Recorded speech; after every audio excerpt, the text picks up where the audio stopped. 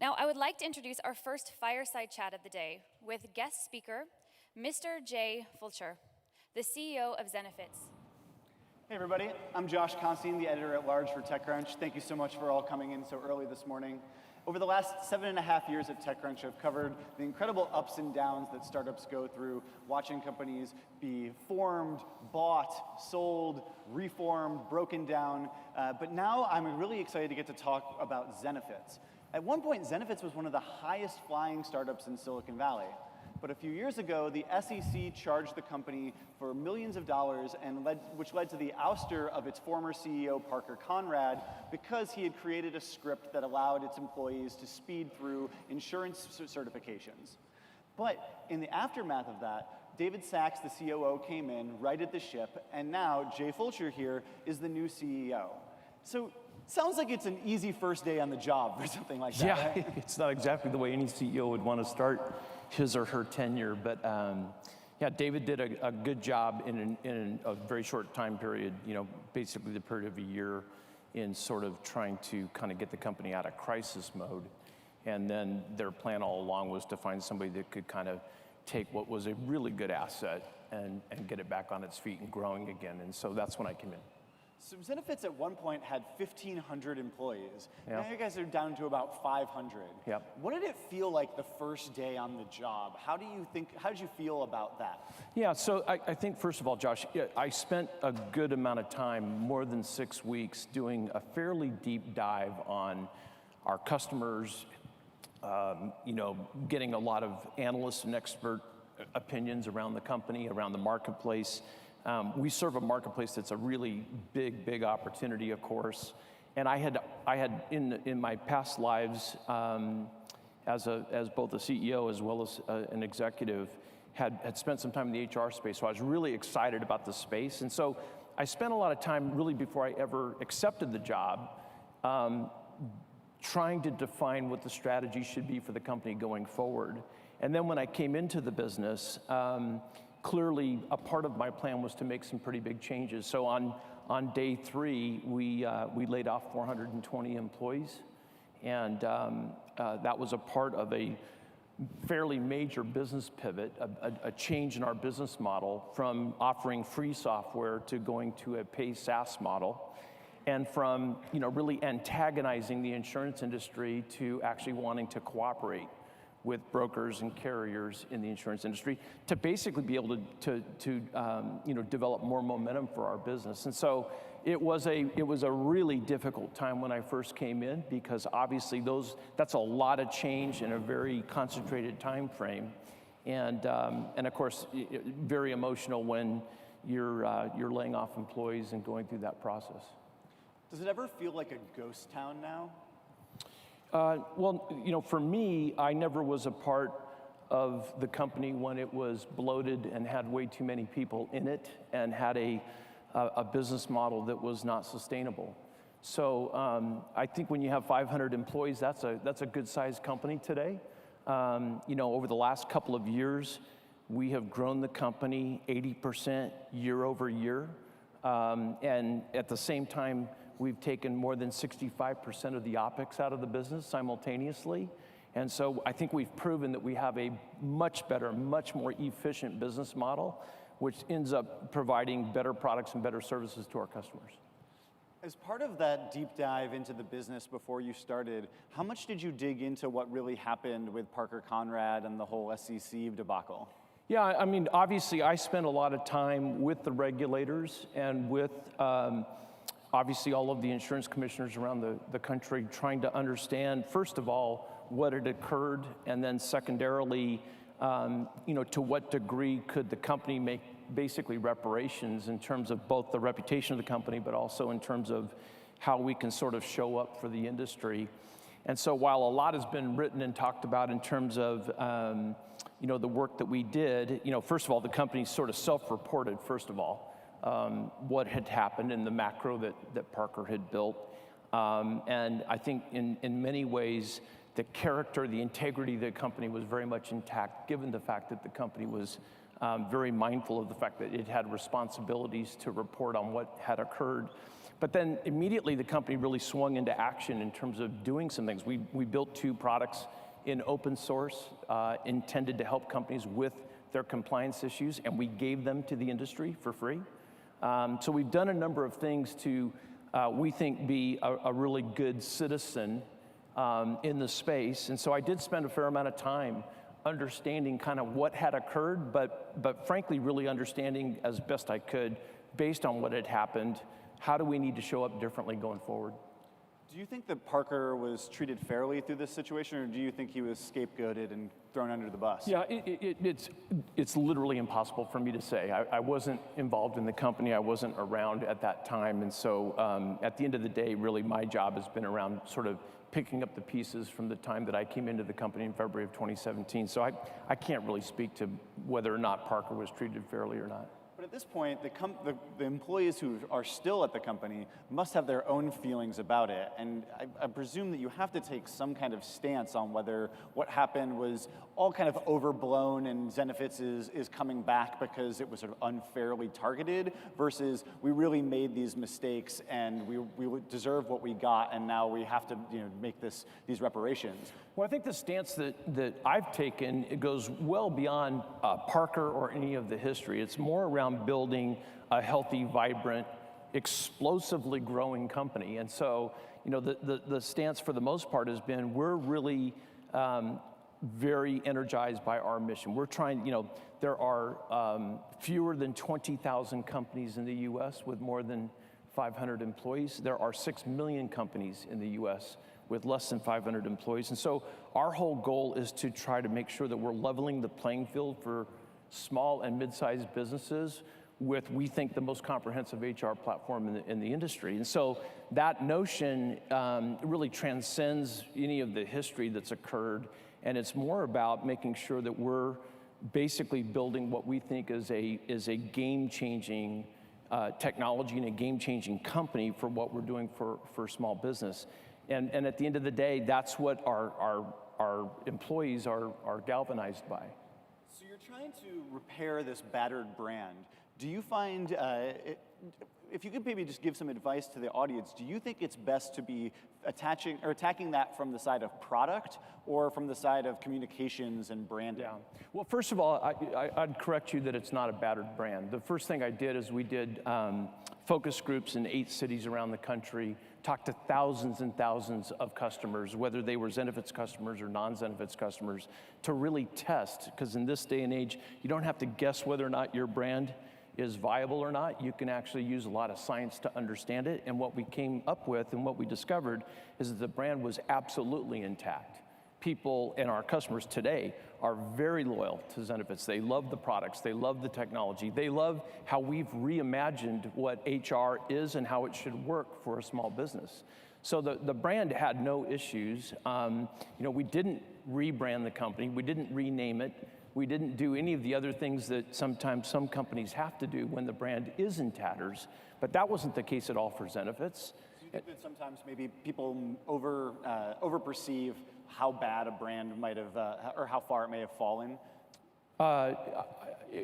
Around Zenefits or in general? In general, I think in startups, a lot of times I hear companies say that, oh, something bad happened to us and now our brand is ruined and nobody will want to work for us. And in a lot of cases, they're reading the press and they're experiencing that media narrative a lot more closely than their own employees or potential employees or partners and customers. And so it may be a lot worse to them than it really is. I think that's true. I mean, I think that there is the potential for people to potentially overreact or overinterpret what the potential downside might be around different issues.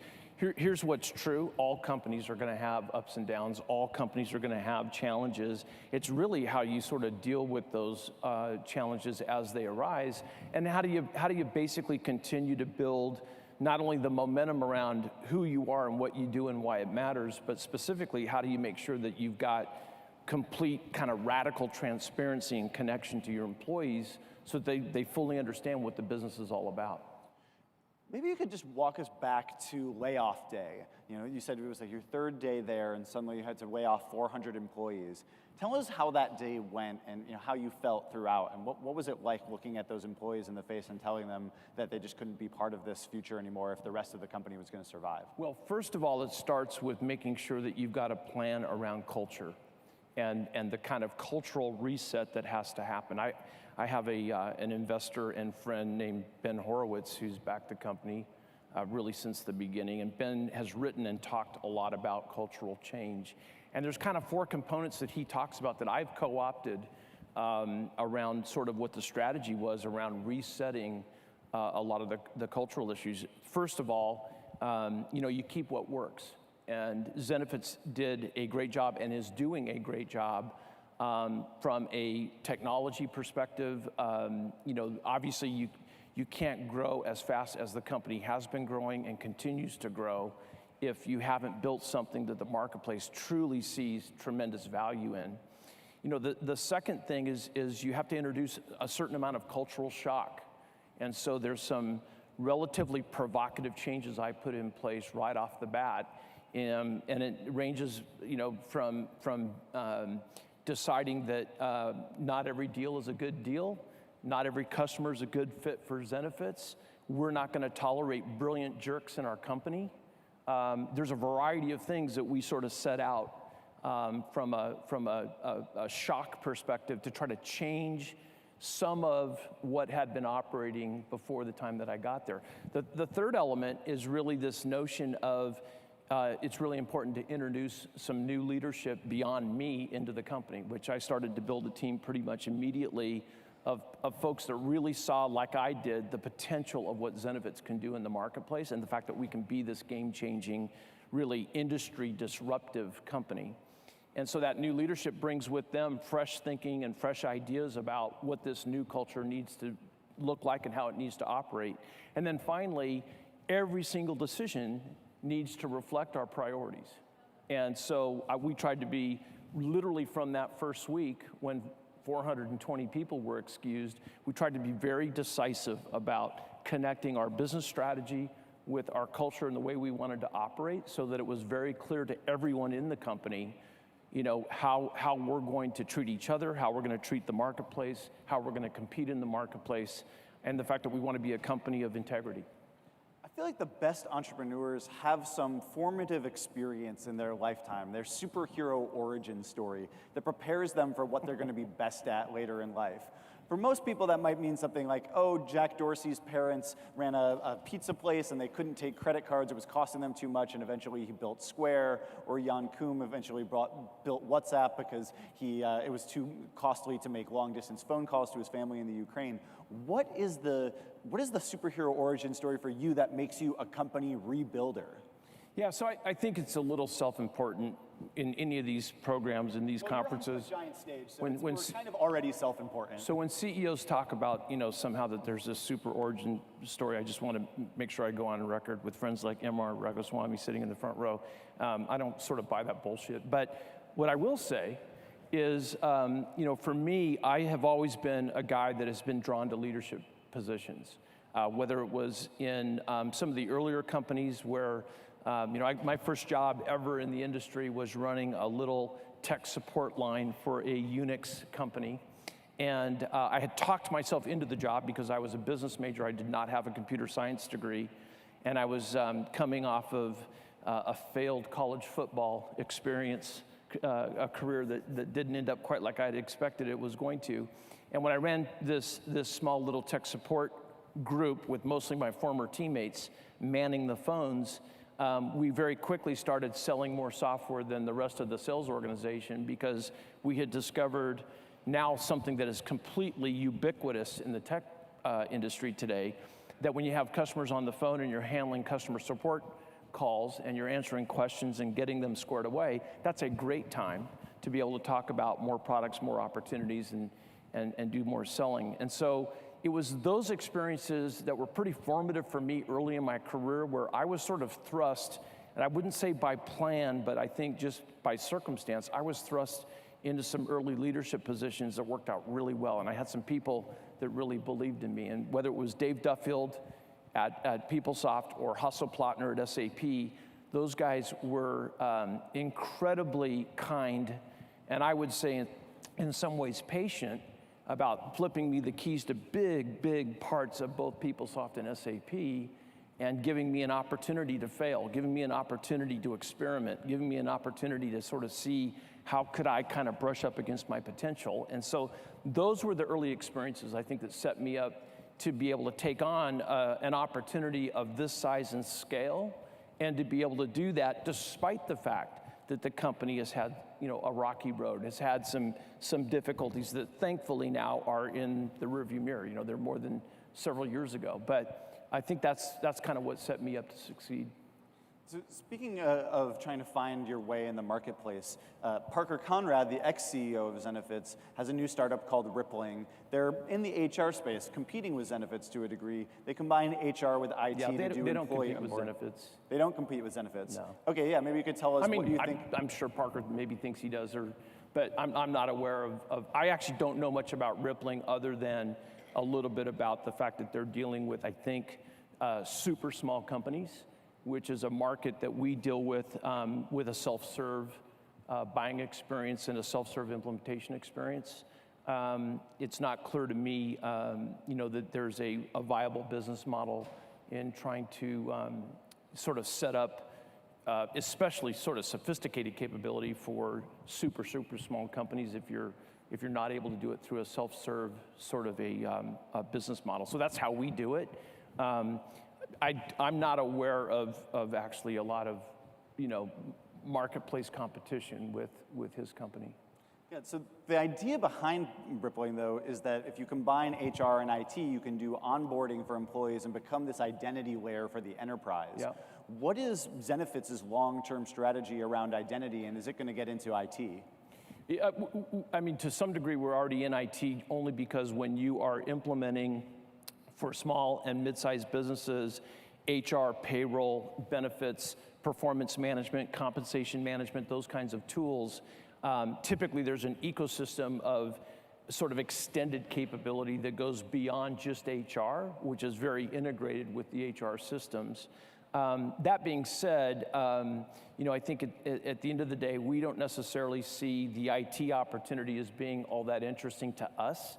I think we're more interested in making sure that we're the best people platform out there for small business, and in making sure that you have a very integrated, interoperable, single code base across HR, payroll, and benefits. I think one of the things that really surprised a lot of people about Rippling was that after this whole SEC debacle where Parker was fined money, he was ousted as CEO of Zenefits, he was still able to go out and raise a $45 million Series A round. Yeah. What did you think about that, and what do you think that says about how reputation carries along in Silicon Valley? Well, I don't think it'll surprise anybody. I don't think about Rippling. I don't think about what they're doing or how they're doing it or whatever. It just isn't on my radar.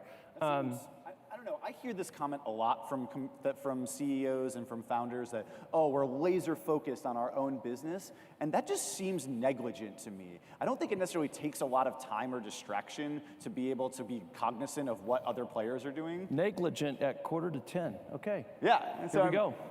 Yeah, I don't understand why taking a few hours to understand a competitor's business I didn't say matter. that I'm not focused on the competition. I am focused on what I consider to be our very viable competition that's out there. I'm just not focused on this one company. For us, we have a much bigger market that we're kind of focused on and thinking about. And I just don't think that's negligent. I think that's actually prudent. But at the end of the day, I think your question maybe is about, how do we sort of think about where we're going over time? And I think for the most part, as I said before, we have an opportunity, we think, to be able to really deliver a very, very different kind of a value proposition than what's been available to 99.7% of all businesses, which are the companies that have fewer than 500 employees. So there are more companies that are coming into this space, and Zenefits was this true innovator, being one of the first to put together group health insurance online for employees and make it an easy part of HR. Right. That was the innovation years and years ago. what is the big innovation? What is the mojo of Zenefits now? Or is it just chasing down this big opportunity you're already in? I mean, this big opportunity we're already in is a $95 billion available market, open market. So one of the reasons why there are a number of companies aiming at this marketplace is because there are very few bigger markets than this in tech. I think for us, the big focus that we have is actually doing a great job on exactly what I've described, which is this very tightly integrated experience where we're focused not just on the company experience of being able to get live and in production on our product in hours or days instead of weeks and months, but also being able to deliver that in a way that basically connects with this new world of work. You know, 80% of the workforce before too long is going to be millennial and Gen Z. They expect tools to work on their phone. They expect products to talk to each other. They expect things to happen very, very quickly. And they expect the experience, frankly, to be substantially better than what they've experienced to this point. That's the promise of Zenefits. That's what we're building.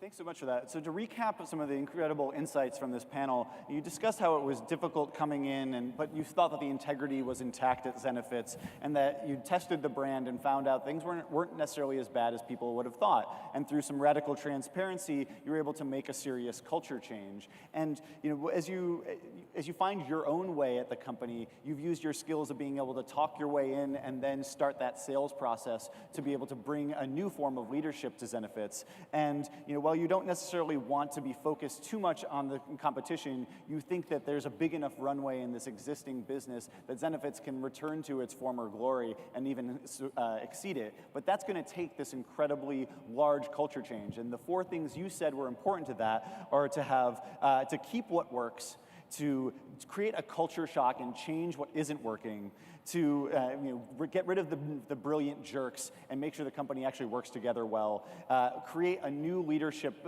team, and to finally embody new priorities. And I think that's what all of us can think about when we're trying to rebuild something. It's not just about doing it again, it's about actually reprioritizing what's going to work this time. So thank you guys all for watching. Thank you, Jay, for telling us so much.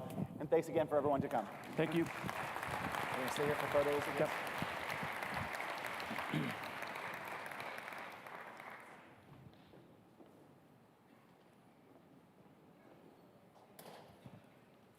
Thank you both for such an incredible conversation. We now have a special token of appreciation for both Jay and Josh, and would like to invite our Startup World Cup chairman, Anis Uzman, to the stage.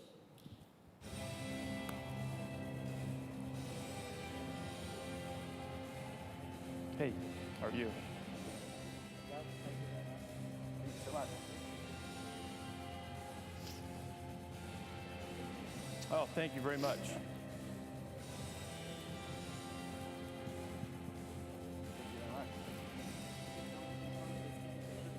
Sure. Where would you like us? Right here? Okay.